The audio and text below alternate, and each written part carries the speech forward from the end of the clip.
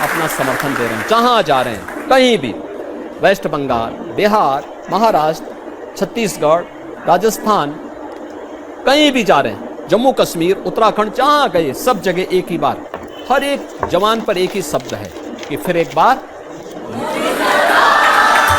सबकी जवान पर एक ही शब्द है। ये चीजें दिखाती हैं कि वो मगर नहीं या अगर नहीं, ये उनके मुंह से ईश्वर निकाल रहा है कि मोदी जी को फिर से आ रहा है, मोदी जी फिर से आ रहे हैं, तीसरी बार भी मोदी जी को ही बनना है।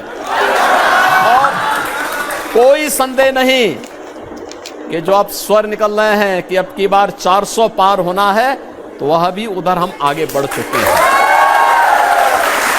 लेकिन यह सच है, तो कह रहे 400 पार इसलिए कि संविधान को बदल देंगे। देखो, ये मोदी जी ने 10 वर्ष तक, मोदी जी फुल मेजोरिटी के साथ, यानी अकेले भारतीय जनता पार्टी के पास इतना समर्थन था कि वो सरकार चला सकती थी। एनडीए को साथ में लेकर के मोदी जी ने 10 वर्ष तक सरकार चलाई। इन 10 वर्ष में कभी संविधान के साथ कोई खिलवाड़ हुआ? मोदी जी ने जब नई संसद बनी तो बाबा साहब भीमराव अंबेडकर के द्वारा बनाई गई मूल प्रति को अपने सिर पर रख करके किसी पवित्र धार्मिक ग्रंथ की तरह दस्तावेज को उसी प्रकार से सिर में रख करके सम्मानजनक स्थान पर देश की संसद में स्थापित किया।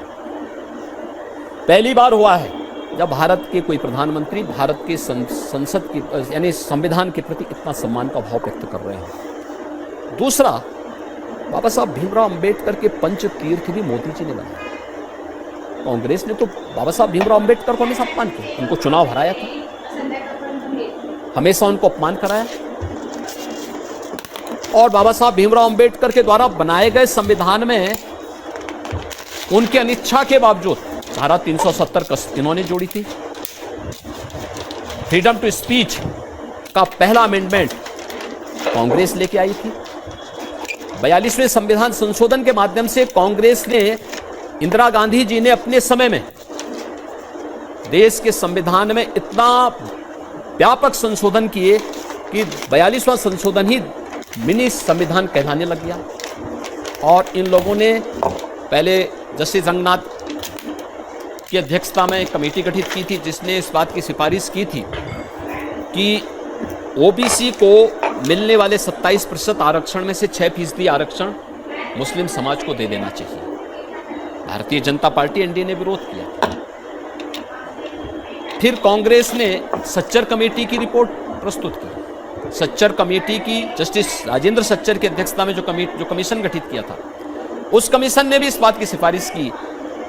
जब उन्हें लगा कि भारतीय जनता पार्टी और एनडीए इस बात का विरोध कर रही है कि बाबा साहब भीमराव अंबेडकर ने बहुत स्पष्ट कहा कि धार्मिक आधार पर आरक्षण नहीं हो सकता, तो उन्होंने दूसरा रास्ता अपनाया जस्टिस सच्चर कमेटी के आधार पर कि मुस्लिम समुदाय से जुड़ी हुई कुछ जातियों को ही अनुसूचित जाति में शामिल करो, जिससे अनुसूचित जाति और जनजाति के आरक्षण पर सेन लगाई जा सके।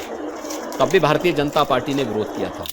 आज कांग्रेस उसी साजिश का हिस्सा बनाना चाहती है कि जातीय जनगणना, पहले जातीय जनगणना करेंगे, फिर जातियों को आपस में लड़ाएंगे, फिर आपस में लड़ा करके इनसे कहेंगे कि देखो आपस में आप लोगों में काफ़ी मतभेद है, तब तक मुस्लिम समाज को आपके आरक्षण में से कुछ हिस्सा हम दे देते हैं। लेकिन भारतीय जनता पार्टी इसको कतई डकैती डालने की छूट कांग्रेस एनडीए गठबंधन को नहीं देने वाली है और इनके मंसूबों को बाबा साहब भीमराव अंबेडकर के द्वारा बनाए गए संविधान में इनके द्वारा जो षड्यंत्र किया जा रहा है, इस षड्यंत्र को कभी सफल नहीं होगा।